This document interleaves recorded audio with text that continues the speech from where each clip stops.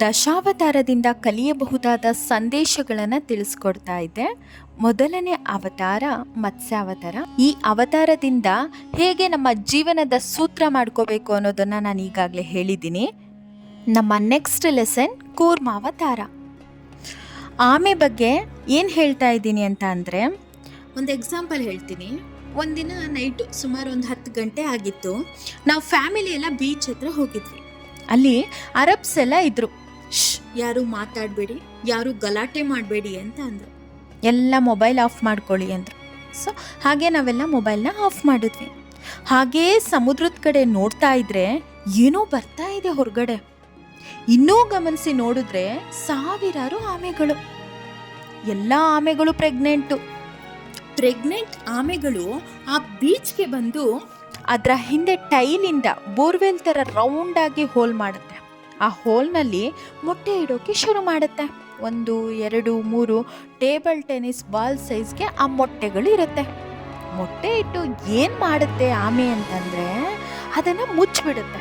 ಆಮೇಲೆ ಇನ್ನೊಂದು 10 ಅಡಿ ಮುಂದೆ ಹೋಗಿ ಇನ್ನೊಂದು ಸೇಮ್ ಹೋಲ್ ಮಾಡುತ್ತೆ. ಆದರೆ ಅದನ್ನು ಮುಚ್ಚೋದಿಲ್ಲ, ಅದನ್ನು ಹಾಗೆ ಬಿಟ್ಟು ಹೊರಟೋಗುತ್ತೆ. ಅಲ್ಲಿ ಆ ಮೊಟ್ಟೆನ ತಿನ್ನೋಕೆ ಅಂತ ಬೇರೆ ಏನೇನೋ ಕ್ರೀಚರ್ಸ್ ಬರುತ್ತೆ ಅಲ್ವಾ.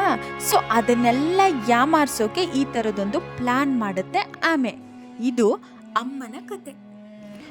ಇನ್ನೊಂದು ಕಡೆ 2 ವಾರದ ಹಿಂದೆ ಮೊಟ್ಟೆ ಇಟ್ಬಿಟ್ಟು ಹೋಯ್ತಲ್ಲ ಆಮೆ, ಆ ಸಣ್ಣ ಆಮೆಗಳು ಮೊಟ್ಟೆಯಿಂದ ಹೊರಗೆ ಬರುತ್ತೆ.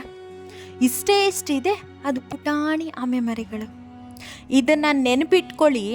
ಹುಟ್ಟಿದ ತಕ್ಷಣ ಆ ಆಮೆಗಳಿಗೆ ಪಕ್ಕದಲ್ಲಿ ಅಮ್ಮ ಇಲ್ಲ, ಅಪ್ಪ ಇಲ್ಲ, ಸಹಾಯ ಮಾಡೋಕೆ ಯಾರೂ ಇಲ್ಲ.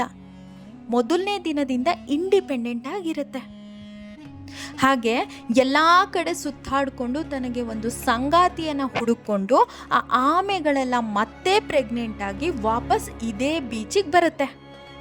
ಇದರಿಂದ ನಾವು ಕಲಿಬೇಕಾಗಿರೋದು ಏನು ಅಂತ ಅಂದರೆ, ನೀವು ಎಲ್ಲಿ ಬೇಕಾದರೂ ಹೋಗಿ ಸಾಧನೆಗಳನ್ನು ಮಾಡಿ, ಪ್ರಪಂಚದ ಎಲ್ಲ ಕಡೆ ನಿಮ್ಮ ಬಾವುಟನ ಆರಿಸಿ, ಯಾವತ್ತಾದರೂ ಒಂದಿನ ಮತ್ತೆ ನಿಮ್ಮ ನೆಲಕ್ಕೆ ಬನ್ನಿ. ನಿಮ್ಮ ಮಣ್ಣು, ನಿಮ್ಮ ಊರು, ನಿಮ್ಮ ರಾಜ್ಯ, ನಿಮ್ಮ ಭಾಷೆ, ನಿಮ್ಮ ನೀರಿಗೆ ನೀವೇನಾದರೂ ವಾಪಸ್ ಕೊಡಲೇಬೇಕು. ನೋಡಿ, ಫಸ್ಟ್ ಡೇ ಇಂದನೂ ಆ ಆಮೆಗೆ ಯಾವುದೇ ರೀತಿ ಸಪೋರ್ಟ್ ಇಲ್ಲ. ನಮಗೇನು ಕಮ್ಮಿ ಹೇಳಿ?